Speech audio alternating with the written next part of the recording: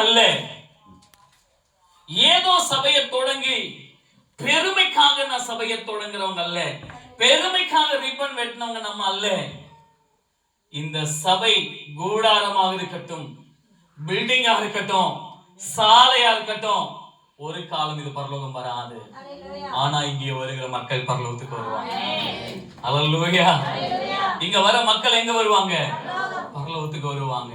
அப்ப பரலோகத்துக்கு நீங்க வரணும். அல்ல நம்முடைய சபைக்கு வர நம்முடைய சபைக்கு வர மக்கள் பரலோகத்துக்கு வரணும்னா இங்க உள்ள இங்க என்ன கிடைக்கணும், சபையில என்ன கிடைக்கணும்ன்றத நான் பேச போறேன். ஆமென். ஐயோ இது ஒரு சர்ச்சா, இது ஒரு இடமா? இல்ல. நான் ஒரு கிராமத்துக்கு போயிருந்தேன், கர்நாடகால ஒரு கிராமத்துக்கு போயிருந்தேன், கொடுங்குங்கிற ஒரு ஏரியா. அங்க மரத்துக்கு அடியில 500 பேர் கூடுறாங்க ஆராதனையில. எவ்வளவு பேருங்க? மரத்துக்கு அடியில. எனக்கு ஆச்சரியமா இருந்துச்சு. நான் 3 நாள் பேசின ஈவினிங் மீட்டிங்ல ஒரு சபையில மார்னிங் ஒரு கொடுகு, ஒரு கர்நாடகா மலாடி ஓரத்துல ஒரு ஐயாவோட வீட்டுல கூடுறாங்க. ஒரு 500 பேர் கூடுறாங்க. பில்டிங் கிடையாது, அங்க பயங்கர குளிரு, அது பயங்கர மோசமான அட்டைப்பூச்சி இருக்கிற இடம். ஆனா 500 பேர் கூடி கர்த்தரை மகிமையாய் ஆராதித்தார்கள். இந்த மாதிரி ஒரு பாக்ஸ் இருந்துச்சு, அவ்வளவுதான். பாஸ்டர் ஒரு கிட்டார் வச்சிருந்தாரு. சபை என்பது இந்த மாதிரி ஒரு பில்டிங்கோ இல்ல ஒரு கூடாரமோ அல்லது ஸ்தோத்திரம் ஒரு பெரிய ஆனரபிளான ஒரு ஸ்தோத்திர மேடையோ அல்ல. சபையானது ஜனங்கள் கூடுகிற இடம்.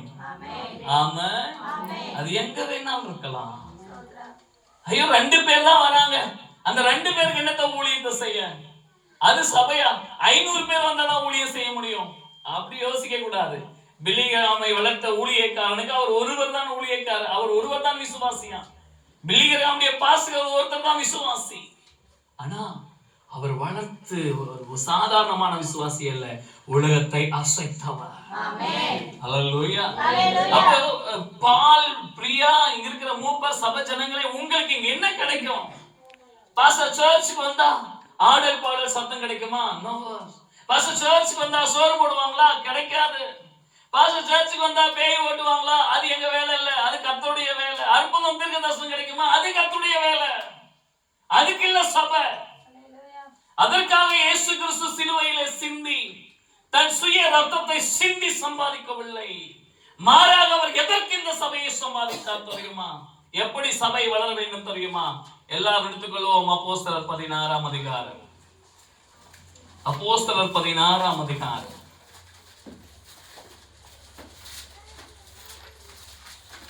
ஆமென். 5வது வசனம் வாசி. அதனாலே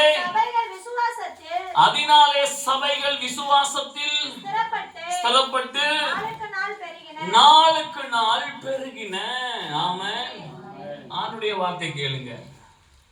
தேவ பிள்ளைகளே, கர்த்தருடைய ஊழியர்களே, இங்கே உட்கார்ந்திருக்கிற என் சகோதர சகோதரிகளே, உங்கள் மகனாக உங்கள் சகோதரனாக பரலோக ராஜ்யத்தின் சத்தத்தை நான் உங்களுக்கு சொல்லுகிறேன். சபையானது நாளுக்கு நாள், சொல்லுங்க கவனமா கவனிங்க, சபைகள் விசுவாசத்தில். எதுல?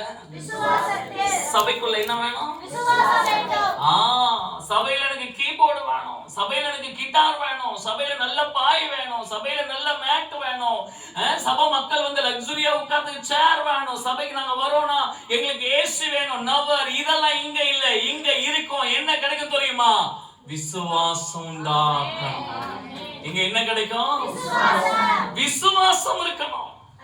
மனிதனை தேடுகிற விசுவாசம் அல்ல, ஊழியக்காரனை தேடுகிற விசுவாசம் அல்ல, அல்லது யாரோ ஒருவரை தேடுகிற விசுவாசம் அல்ல. இங்கே கர்த்தரை தேடுகிற விசுவாசம் இருக்கணும். ஏன்னா கர்த்தர் வாசம் பண்ணுகிற இடம். இந்த வசனத்தோட மூல ஆதாரங்களை பேச நேரம் இல்ல. ஆனா நான் சரியா பேச விரும்புற வசனத்தை. சபைக்கு வரீங்களா? இல்ல சபையை வளர்க்குறீங்களா? இல்ல சபையை ஊழியரா இருக்கீங்களா? இல்ல இந்த சபையில மூப்பரா இருக்கீங்களா? இந்த சபையில விசுவாசியா இருக்கீங்களா? எல்லாருக்கும் தேவை விசுவாசம். விசுவாசம் இருந்தா எல்லாம் நடக்கும். ஆமென். விசுவாசம் இருந்தா விசுவாசிக்கிறதால் நடக்கும் அடையாளங்கள் யாவன? பெரிய லிஸ்ட் வரும். பிசாச துரத்துவாங்க, சர்ப்பங்களை எடுப்பாங்க, சாவுக்கு ஏதுவான யாதொன்றை குடித்தாலும் அது அவர்களை சேதப்படுத்தாது. விசுவாசம் தான் பேய் ஓடும். விசுவாசம் தான் தீர்க்க தரிசனம் உண்டாகும்.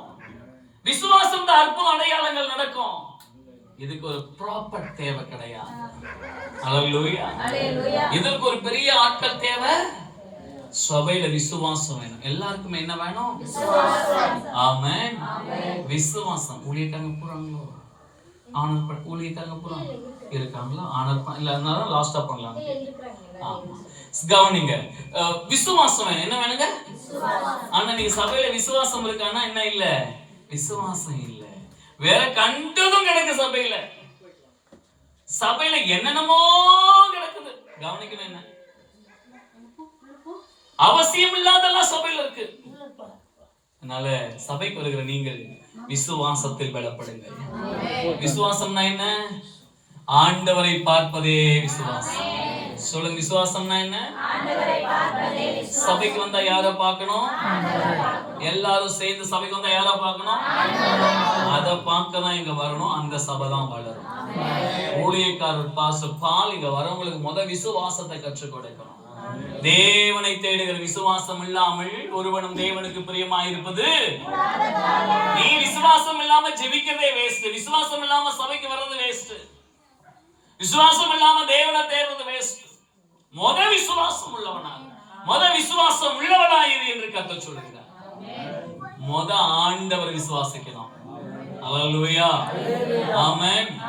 போன வாரம் என்கிட்ட ஒரு தம்பி பெங்களூர்ல ஓடி வந்து கேட்டான், அங்கிள் எனக்கு ஜெபம் பண்ணுங்க அப்படின்னா. எதுக்குப்பா ஜெபம் பண்ணட்டும் அப்படின்னு கேட்டேன். நான் எக்ஸாம்ல நல்லா படிச்சு பாஸ் பண்ணணும், ஜெபம் பண்ணுங்க அப்படின்னா. நான் கேட்டேன், நீ ஜெபம் பண்ணியா கேட்டேன். அதுக்கு அவன் சொன்னா, இல்ல அங்கிள் நான் ஜெபம் பண்ணல, எனக்காக நீ ஜெபம் பண்ணுங்க அப்படின்னு. நான் சொன்னேன், நான் ஜெபம் பண்ணதுக்கு ஒன்னு ஆண்டருக்கு கூட்டிட்டு வந்து வருஷங்கள் உட்கார வச்சிருக்காரு. நீ ஜெபம் பண்ணியான்னு கேட்டா நான் ஜெபம் பண்ணிட்டேன். உன் ஜெபத்துக்கு சப்போர்ட்டிவா நான் இருக்க போறேன். உன் விசுவாசத்துக்கு சப்போர்ட்டிவா இருப்பதான் கர்த்தர் ஏற்படுத்தியிருக்காரு. நானே உனக்கு விசுவாசமா இருக்க முடியாதே. ஹல்லேலூயா. உன் விசுவாசத்தை தட்டி எழுப்பதற்கு தான் எங்க சபை. உன் விசுவாசத்தை தட்டி எழுப்புறது தான் எங்க ஊழியக்காரி மூப்பர்கள். மற்ற எதுக்கும் சொந்த கதை சோக கதை பேசுறதுக்கு இல்ல, அவசியமற்ற வார்த்தைகளை பேசுறதுக்கு இல்ல. சபையில விசுவாசிகள் விசுவாசம் உள்ளவர்களாக இருக்கணும். அற்புதங்களை கர்த்தர் தானாக செய்யும். அற்புதங்கள் தானாய் நிறைவேறும். ஏய் எல்லாம் உள்ள வராது. கர்த்தருக்கு ஆமென். ஏய் உள்ள வராது. ஸ்தோத்திரம். பிரசங்கமே தீர்க்க தரிசனமா இருக்கும். ஸ்தோத்திரம். பாடல் ஆராதனை பரலோக மகிமையா இருக்கும். ஸ்தோத்திரம்.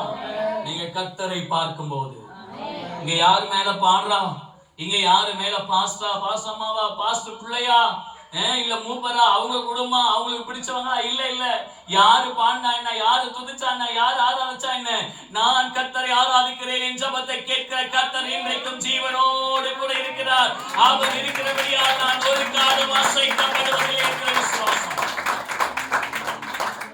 ஹல்லேலூயா. ஊழியக்காரனுக்கு முன்னாடி உட்கார்ந்துக்கிறவங்க எவ்வளவு கொடுப்பாங்க? காணிக்கை கொடுப்பாங்களா, கொடுக்க மாட்டாங்களா? ஐயோ பரவாயில்ல, இவங்க கார்ல வராங்க, 500 ரூபாய் கொடுப்பாங்களா, 1000 ரூபாய் கொடுப்பாங்களா?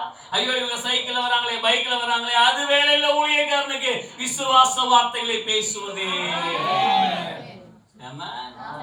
சபையில் என்னத்தை பேசணும்? எங்க சர்ச்சில் கொடுக்கறவங்க இருக்காங்க, நல்ல என்ன ரொம்ப நேசிச்சு கொடுக்கறவங்க இருக்காங்க. ஆனா ஒரு காலமும் பணத்துக்காக நம்மளோட பழகவே மாட்டேன். ஓம் பணம் எனக்கு இருக்கு, ஓம் பணம் எனக்கு இருக்கு. கர்த்தர் என்னை நிறைவாய் ஆசீர்வதிக்கிறார். ஹல்லேலூயா. நான் திரும்பி பார்க்கிறேன், என் வீட்டுல இருந்து வெளியே வரும்போது என்கிட்ட ஒண்ணு இல்ல.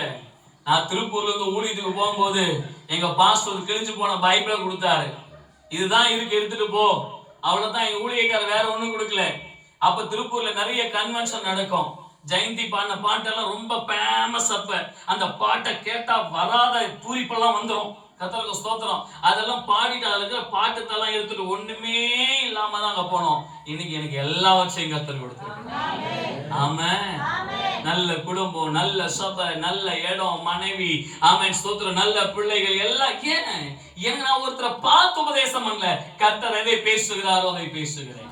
நீ விரும்பினா சபையில விரும்பலனா போ. ஆனா கர்த்தருடைய வார்த்தை இதுதான். யாரையும் ஐஸ் வைக்க நான் பேசல, நைஸ் பண்ண நான் பேசல. பாஸ்டர் பால், பாஸ்டர் பிரியா இங்க பேசுறீங்க, தேவனுடைய வார்த்தையை பேசுறீங்கன்னா யாருடைய முகதட்சணையை பார்க்க கூடாது. யார் என்ன சொல்லுவா, அவங்க கொடுக்கிறவங்களா கொடுக்காதவங்களா, அவங்க நம்ம எப்படி கடவுளாடுகளை நைஸா நடத்துங்கன்னு சொல்லியிருக்கேன். அதோட ஆசீர்வாதமா பிரசங்கமா இல்ல. இந்த வேதத்தில் 66 புஸ்தகத்தில் எதை தேவன் பேச சொல்லி இருக்கிறாரோ அதை பேசும்படி, அதை விசுவாசத்தை உண்டு பண்ணும்படிதான் தேவன் நம்மை அழைக்கிறார். ஹல்லேலூயா, ஆமென். பாருங்க, நான் என் சர்ச்ல சொல்லிட்டே இருந்தேன், நிறைய பேருக்கு காணிக்கை தசமம் கொடுக்கவே மாட்டாங்க. நான் சொல்லிட்டே இருந்தேன், வீடு கட்டணும் ஜெபம் பண்ணிக்கங்க அப்படின்னு சொல்லிட்டே இருந்தேன். நான் ரொம்ப ஆண்டவரை விசுவாசிப்பேன். எனக்கு மனுஷன் மேலாம் ஒரு மாதம் விசுவாசம் கிடையாது, ஒரு நாள் விசுவாசம் கிடையாது. அப்போ நான் ஜெபம் பண்ணிட்டு இருந்தேன் ஆண்டவர்கிட்ட, ஆண்டவருக்கு ஒரு வீடு வேணும். அப்போ என் மனைவி சொல்லுவா, அங்கங்க சர்ச்சு கட்டுறிய, ஒரு மாடி வீடு கட்ட அந்த மாடி மேல போய் நான் நிக்கணும், எனக்கு ரொம்ப ஆசை அப்படின்னா. அப்ப நான் சொன்னேன் என் மனைவி கிட்ட, எனக்கு வீடு கட்டுற வேலையை கர்த்தர் அனுப்பல. வீடு கட்டுற வேலைக்கு கர்த்தர் அனுப்பிச்சாரு, என்ன கர்த்தர் அதுக்கு அனுப்பல, கர்த்தர் சபையை கட்ட சொல்லியிருக்காருன்னு சொன்னேன். அல்லேலூயா. நான் சபை கட்ட ஒருத்தரை கூப்பிட்டேன், அவங்க வீட்டை கட்டி கொடுத்துட்டு இருக்கிறாங்க. ஆமென். அது பாட்டுக்கு வேலை. கர்த்தர் கட்டுறாரு வீடு, கர்த்தர் கட்டுறாரு வீடு. ஆமென் சொல்லுங்க. மனுஷங்களை வச்சு கர்த்தர் கட்டிட்டு இருக்காரு. நானும் என் மனைவி டீ வச்சு கொடுத்துருக்கோம், செங்கல் தூக்கல, கலவை தூக்கல, காசு கொடுக்கல, நாங்க எந்த வேலையும் போய் செய்யல, தண்ணி ஊத்தல. அவங்க ஆமென் வந்து நான் சொல்லிட்டு எந்த வேலையும் செய்ய முடியாது, கட்டி சாவியை கொடுக்க உள்ள போறோம். எங்களுக்கு வேலை உள்ள ரெஸ்ட் எடுக்கிறது. எங்க வேலை வேலை செய்யறது இல்ல, கர்த்தர் செய்யறாருல்ல. மனுஷனை பார்த்து ஒரு ஊழியத்தை செய்தார், மனுஷனை பார்த்து ஒரு சபையை வளர்த்தா ஒண்ணு கிடைக்காது. கர்த்தரை பார்த்து வளர்த்தா பரலோகமும் கிடைக்கும், பூமியில ஆசீர்வாதமும் கிடைக்கும். ஆமென். ஹல்லேலூயா, ஆமென். ஆண்டவருடைய பிள்ளைகளே, சபை ஊழியக்காரரே, சபையில மக்களுக்கு தேவை விசுவாசம். சபையில மக்களுக்கு தேவை, சபையில மக்களுக்கு தேவை. பெருந்தோளவுல இருந்து கல்யாணத்தை பண்ணி கொடுத்துட்டாங்க என் ஒய்ஃப, ஒண்ணும் இல்லை. அப்போ நான் சொன்னேன், விசுவாசத்தோட கூட்டிட்டு போயிட்டேன். அவளுக்கு ஒரு அட்டைப்பெட்டி, எனக்கு ஒரு அட்டைப்பெட்டி. அவ ஒரு அட்டைப்பெட்டியில துணி வச்சுக்குவா, நான் ஒரு அட்டைப்பெட்டியில துணி வச்சுக்குவேன். கர்த்தருடைய கிருபை பாருங்க, அந்த அட்டைப்பெட்டிக்கு டெய்லி எலி வந்து போகும். டெய்லி எலி ஒரு துணியை கிடைக்கும். என் துணி கிடைச்சிரும், அவ துணி கிடைச்சிரும். அடுத்த வேளை சாப்பாட்டுக்கு வழி இல்லை, அடுத்த வேளை துணி போட்டுக்கிறதுக்கு வழி இல்லை. நல்ல துணி வாங்கி வச்சாலும் கிடைச்சிரும். அப்போ அவ ரொம்ப சோர்ந்து போயிடுவா, நல்ல துணி இருக்காது, ரொம்ப சோர்ந்து. ஏன்னா புதுசா யாரும் வாங்கி கொடுப்பாங்க, எடுத்து போய் எலி கிடைச்சிரும், அவ ரொம்ப வேதனைப்படுவா. ஆனா என்கிட்ட கேட்டதில்லை. அப்ப நான் சொல்லுவேன் தனியா நின்றுட்டு, பாருமா கர்த்தர் நமக்கு எல்லாம் 2 தருவார் கர்த்தர். ஆனா மனைவி 2 இல்ல, புருஷன் 2 இல்ல, மற்ற எல்லாம் 2 தருவார். கவலைப்படாத. கர்த்தருக்கு இன்னைக்கு உண்மையாவே சொல்றேன், போகிற எல்லா இடத்திலும் என்னுடைய சபை மக்கள் எங்களுக்கு நல்ல வீடுகளை தந்திருக்கிறாங்க. அல்லேலூயா. கட்ட முடியாத அளவுக்கு ஆடைகள், ஆமென், நல்ல வசதி, எல்லாத்தையும் எல்லாமே எனக்கு ஒண்ணும். நான் கட்டிட்டு இருக்கிற வாட்சி, நான் யூஸ் பண்ற போன், நான் போட்டுக்கிற துணி எதுவும் எந்த இல்ல, எந்தன்னு சொல்றதுக்கு என்கிட்ட ஒண்ணும் இல்ல. எல்லாம் எனக்கு ஆண்டவர் கொடுத்தார். ஆமென். கொஞ்சம் புடவை வச்சிருந்தாங்க என் மனைவி. அவங்க சொன்னாங்க, இது இவங்க எடுத்து கொடுத்தது, இது இவங்க எடுத்து கொடுத்தது ஞாபகமா. நான் சொன்னேன், இதெல்லாம் வைக்காத, யாருக்காச்சும் கொடுத்துரு. நமக்கு விசுவாசத்துல வாழணும். நம்ம எதுல வாழணும்? அவ எடுத்து கொடுக்க மனசே இல்லை. கர்த்தர் நல்லவர். கர்த்தர் ஒரு எலிக்கு கட்டளை இட்டார். அந்த எலி சரியில்லாத புடவை கிடைக்கல, வெறும் பட்டு புடவை மட்டுமே கிடைச்சது. அதுவும் 2000 ரூபாய் 3000 ரூபாய் பட்டு புடவையே கிடைச்சது. பாருங்க, அந்த துணியெல்லாம் எடுத்து இப்ப சொன்னேன், எடுத்து வெளியே போட்டியா, இனிமே கர்த்தர் கொடுப்பார். இனிமே இப்ப கேளுங்க, லண்டன்ல இருந்து புடவை வாங்கி கொடுக்குறாங்க, சிங்கப்பூர்ல இருந்து புடவை வாங்கி கொடுக்குறாங்க, பெங்களூர்ல இருந்து புடவை வாங்கி கொடுக்குறாங்க. இப்ப சொல்றா, இது எல்லாம் கர்த்தர் கொடுத்தார், இப்ப எலி வராது. அப்ப சபையில என்ன வேணும்? ஊழியக்காரர் ஏதோ சொல்லி கொடுக்கணும். சபை மக்கள் யார பார்க்கணும்? நமக்கு சொந்த விசுவாசம் மட்டுமே. சபை விசுவாசத்தில் வளர்ந்தால் அது கர்த்தருடையது, பணத்தில் வளர்ந்தால் அது சாத்தானுடையது, புகழ்ச்சியில் வளர்ந்தால் சாத்தானுடையது. விசுவாசத்தில் வளருவதே சபை. ஆமென். இரண்டாவது காரியம், ஸ்திரப்பட்டு சொல்லுங்க. ஆமென். இரண்டாவது வார்த்தை ரொம்ப அழகா சொல்லுது, ஸ்திரப்பட வேண்டும். விசுவாசிக்கணும், ஓகே. ஆனா கர்த்தருடைய வார்த்தை சமட்டியை போல் வரும்போது அதை ஏற்றுக்கொண்டு ஸ்திரப்பட வேண்டும். ஹல்லேலூயா. பாஸ்டர் பாஸ்டர் எப்ப பார்த்தாலும் எனக்கே பேசுறாரு. பாஸ்டர் எப்ப பார்த்தாலும் உனக்கு பேசாம வேற யாருக்கு பேசுறது? கர்த்தர் நேத்து நைட் எல்லாம் உட்கார்ந்து ஜெபம் பண்ணும்போது யாருக்கு தான் பேச சொல்லி அனுப்பிச்சாரு? உங்களுக்கு தான். இப்ப நீயே உட்கார்ந்து குத்தி குத்தி பேசுறாரு பாஸ்டர்னா, உனக்கு குத்துறது தான் கர்த்தர் என்ன ஸ்பிரிச்சுவல் டாக்டரா ஏற்படுத்தினாரு. இன்ஜெக்ஷன், வசனம் என்கிற இன்ஜெக்ஷனை கொடுத்தாரு, ஜபம்ங்கிற டோஸை கொடுத்தாரு. கொஞ்சம் இன்ஜெக்ஷன் எடுத்து கொஞ்சம் டோஸ் ஏத்தி போடும்போது வலிக்கதான் செய்யும். ஏன்னா பலவீனமா இருக்கிற விசுவாசத்துல. அப்ப நான் உன்னை ஸ்திரப்படுத்தணுமே. ஐயோ பாஸ்டர் எனக்கே குத்தி பேசுறாரு பாருங்க. இந்த சர்ச்ல சில பேர் சொல்லுவாங்க, யாரோ போய் போட்டு கொடுத்துட்டாங்க. யாரோ போய் அந்த ஆளுக்கு பெரிய சொன்னாரு. நான் ஜெபம் பண்ணும் போது வசனத்தை கொடுத்து போட்டு கொடுத்தது யாரு? அப்ப நீங்க போய் யாருக்கிட்ட தான் கேட்கணும்? சத்தமா ஆமா. வெளியே உட்கார்ந்துருக்க தேவ பிள்ளைகளும் உள்ள உட்கார்ந்துருக்க தேவ பிள்ளைகளும் சொல்றேன், எங்க கிட்ட போட்டு கொடுத்தவர் யாரு? அப்ப போய் யாருக்கிட்ட தான் கேட்கணும்? முட்டி போட்டு உட்கார்ந்து, ஆண்டவரே என் ஊழியக்காரன் சபையில இருந்த வாரம் அம்மா ஆண்டவரை மனசை குத்தி நான் செஞ்ச பாவத்தை எல்லாம் எடுத்து வெளியே பேசி நான் செய்யறதெல்லாம் பேசிட்டாரு. என் மனசு ரொம்ப கஷ்டமா இருக்கு. அடுத்த வாரம் நான் பண்ற நல்லதை பேச தேவன் உதவி செய்யுங்க. கழுதையின் வாயை திறந்தவரு எங்க பாசு வாயை திறங்கன்னு சொன்னா சபையை தேவன் வளர்த்துருவார். சபையில அதை செய்யறதுங்க பாத்தியா பேசிட்டாரு, பாத்தியா குத்திட்டாரு. ஹல்லேலூயா. பாஸ்டர் சில பேர் பேச்ச கேட்னு பாஸ்டர் அந்த விசுவாசி பண்ணிட்டாங்க பாஸ்டர், அது இந்த வாரம் பிரசங்கத்துல எடுத்து விட்டுருங்க. சில பேர் இருக்காங்க. பாஸ்டர் பால் அப்படி இல்ல எனக்கு தெரியும். சில பேர் பாஸ்டர் இந்த வாரம் அந்த விசுவாசி நீங்க போடுற போட்ல பாஸ்டர் அப்படின்னு ஆயிருக்கும் பாஸ்டர். உடனே பாஸ்டர் ஆவியில் நிரம்பிடுவாரு. பாஸ்டர் எதில் நிரம்பிடுவாரு? ஆவியில. பாஸ்டர் பாலுக்கும் பால் பிரியாவுக்கும் அந்த மாதிரி ஆவி எல்லாம் சபைக்குள்ள என்ன பண்ணக்கூடாது? வரவே கூடாது. ஸ்திரப்படுத்தணும் வசனத்துல. ஆமென். எதை ஸ்திரப்படுத்தணும்? நமக்கு இருக்கிற ஒரே ஒரு ஆயுதம் ஜபமும் வேத வசனம் தான். உடந்து கட்டத்துக்கு ஒரே ஒரு வேலை அது மட்டும் தான். முகதட்சணை இல்ல. யாரோ ஒரு விசுவாசி சொல்லி கொடுத்து பிரசங்கம் பண்றது இல்ல. யாரோ ஒரு பிலிவர் ஏத்தி விட்டதுனால ஒருத்தரை பத்தி சொன்னதுனால பிரசங்கத்தை எடுத்து விடுறவர் இல்ல. நாம் மனுஷ தூதர்கள் இல்ல, நாம் தேவ தூதர்கள். கர்த்தர் நம்மை அவருடைய தூதர்களாக இந்த பூமிக்கு அனுப்பி இருக்கிறார். ஆமென். ஸ்திரப்படணும். எதுல ஸ்திரப்படணும் சொல்லுங்க? எதுல ஸ்திரப்படணும்? ஆமென். நான் ஒருத்தர்கிட்ட கேட்டேன், பிரதர் பைபிள் படிக்கிறீங்களா? அவர் சொன்னார், படிப்பேன் பாஸ். நான் பைபிள் படிக்கிறது எனக்கு உப்புமா சாப்பிடுற மாதிரி. பைபிள் படிக்கிறது எனக்கு எப்படி? அப்புறம் நான் சொன்னேன், எனக்கு உப்புமா சாப்பிட்டோன்னே தூக்கம் வந்துடும். உங்களுக்குமா? ஆமா ஃபர்ஸ்ட் பைபிள் படிச்சோன்னே தூக்கம் வந்துடும். சில பேர் பைபிள் படிக்கிறதே தூக்கத்துக்கு தான். பைபிள் படிக்கிறதே தூங்குறதுக்கு தான்.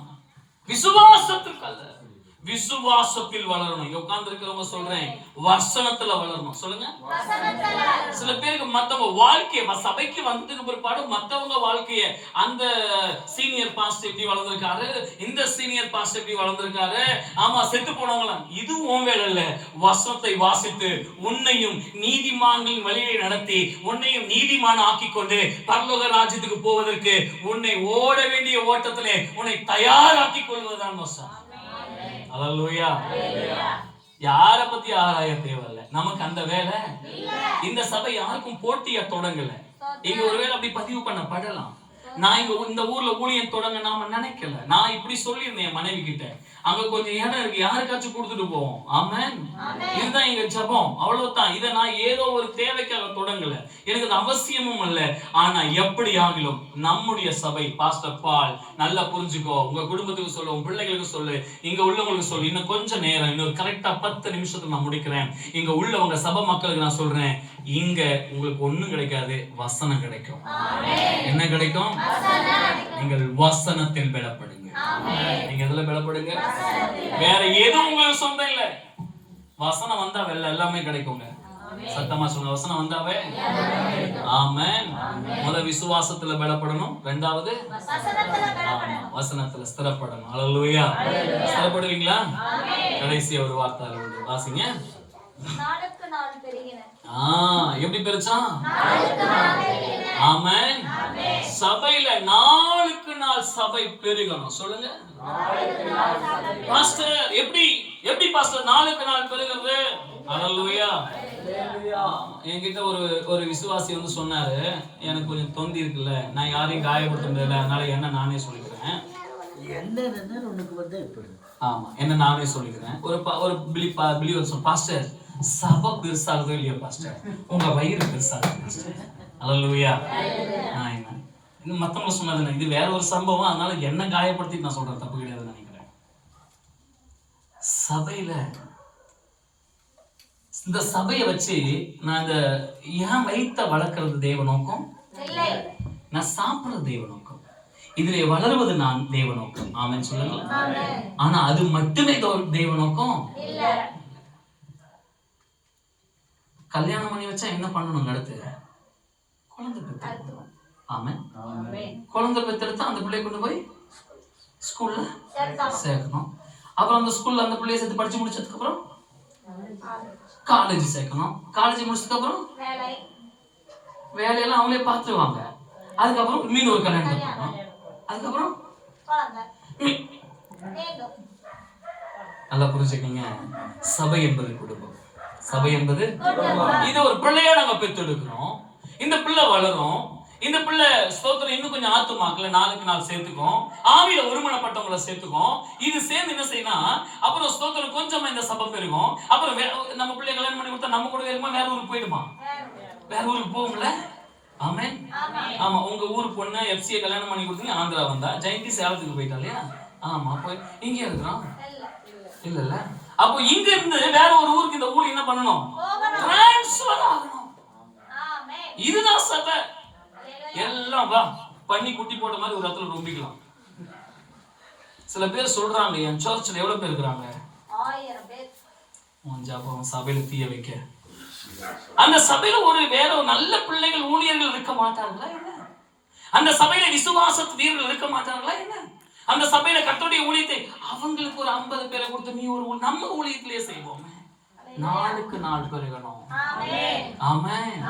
ஒரு 100 பேர் இருந்தா போதும். என்னுடைய சபையோட இலக்கு 100 பேர் தான். 100 பேர் தொடங்கி முடிஞ்ச உடனே வேற ஒரு சபையை இதே பண்ணத்துல நான் வேற இடத்துல தொடங்கி இருக்கணும். ஆமென். இந்த சபை வளர்ந்து இந்த சபையில எவ்வளவு பேர் இருக்கணும்? ஆமென். இந்த சபையை ஒருத்தர் நடத்துவாரு. உடனே அடுத்த சபையை பக்கத்துல வேற ஒரு நாமத்தை தொடங்கி வேற ஒரு 100 பேர் ஆதாயப்படுத்துவோம். வேற ஒரு ஊழியக்காரனை உருவாக்குவோம். நாளுக்கு நாள் பெருகணும். அது எப்படி பெருகணும் தெரியுமா? வாசிங்க அப்போஸ்தலர் 2ஆம் அதிகாரம்.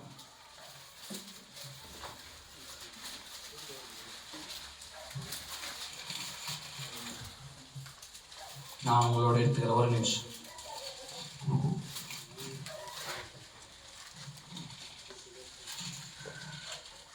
நாற்பத்தி 47. அவர்கள் ஒருமனப்பட்டவர்களாய் தேவாலயத்தில் அனுதினமும் தரித்திருந்து வீடுகள் தோறும் அப்பம் பிட்டு மகிழ்ச்சியோடும் கபடமில்லா இதயத்தோடும் போஜனம் பண்ணி தேவனை துதித்து ஜனங்கள் எல்லாரிடத்திலும் தயவு பெற்றிருந்தார்கள். ரட்சிக்கப்படுகிறவர்களை கர்த்தர் அனுதினமும் சபையிலே சேர்த்துக் கொண்டு வந்தார். கை தட்ட மாட்டீங்களா? ஆண்டவர் சொல்றாரு, நல்ல கவனிங்க. ஆண்டவர் சொல்றாரு, அனுதினமும் சபை எப்படி வரும்னா கபடமில்லாத இதயத்தோடு சபைக்கு வந்து ஜெபம் பண்ணணும். எப்படி? சத்தமா எப்படி? வந்து சபையில உட்கார்ந்து என்ன பண்ணும்? ஆமென். அப்பதான் ஊழியம் வளரும். அல்லேலூயா. பாருங்க, இங்க நான் நிக்கிறேன்னா உண்மையாவே எனக்கு பின்னாடி என் மனைவி நிக்கிறதுனால தான் இந்த 6வது சபையை நான் பிரதிஷ்டை பண்ணிருக்கேன். நான் அதை தைரியமா சொல்றேன். நான் ஒரு 6-10 வருஷத்துக்கு முன்னாடி என் மனைவியை ரொம்ப ரொம்ப கஷ்டப்படக்கூடிய சூழ்நிலை. ஒரு நாள் அவன் கஷ்டப்படுறா நான் யோசிச்சதே இல்லை. ஒரு வேலைக்கு என் வீட்டில் இருக்கும்போது ஒரு வேலைக்கு 10 பேர் சாப்பிடுவாங்க. ஒரு வேலைக்கு 10 பேர் சாப்பிடுவோம். குறைஞ்சபட்சம் 10 பேர். மத்தியானம் 5 பேர், நைட்டு 10 பேர். அப்போ ஒரு நாளைக்கு என் மனைவி எவ்வளவு பேருக்கு சாப்பாடு செய்யணும்? 25 பேருக்கு சாப்பாடு செய்யணும். ஒரு நாள் கூட சலிச்சுக்கிட்டதே இல்லை. வரவங்க யாரும் வேலை செய்யறதும் இல்லை. சாப்பிட்டுனே இருப்போம், சாப்பாடு காலியாயிடும். அவ சாப்பிட்டுனே இருப்பா, போயிட்டு சாப்பாடு வைப்பா. ஐயோ, இப்ப நான் யோசிச்சு பாக்குறேன், என் மனைவி ஒருவேளை நான் பாஸ்டர், நான் யாரு? நான் என்ன பண்ண முடியாது, செய்ய மாட்டேன். பாத்திரமெல்லாம் யாருக்கும் சோறு அப்படின்னு சொல்லியிருந்தா என் சபை டப்பா டான்ஸ் ஆடிக்கும். டப்பா நான் வேணா கோட் சூட் போட்டு சுத்தி நிற்கலாம். என்னத்துக்கு? இது குப்பை. இதை போட்டு என்ன குப்பை? ஏதோ வந்துட்டேனே ரிப்பனை வீட்டுல மேல சும்மா போட்டுக்கணும் கர்த்தருக்கு. ஆனா அன்னைக்கு அவங்க பண்ண தியாகம் ஆந்திராலையும் சோழார்பேட்டையிலையும் நாற்றம்பள்ளியிலையும் பெங்களூர்லயும் ஊழியம் வளர்ந்திருக்கு. ஆமென். அப்போ சபைக்கு வரும்போது என்ன எப்படிப்பட்ட உள்ள வேணும்? கபடற்ற, சொல்லுங்க. அந்த ஜாதிக்காரன் இந்த ஜாதிக்காரன், இவன் உயர்ந்தவன் இவன் தாழ்ந்தவன், இவன் பணக்காரன் இவன் ஏழை, இந்த மாதிரி எல்லாத்தையும் வெளியே விட்டுட்டு சபைக்கு பிள்ளையா உள்ளவா, கபடமற்ற இதயத்தோடு வா. நாம் எல்லாரும் சேர்ந்து தேவனுடைய ராஜ்யத்தை கட்டுவோம். அல்லேலூயா.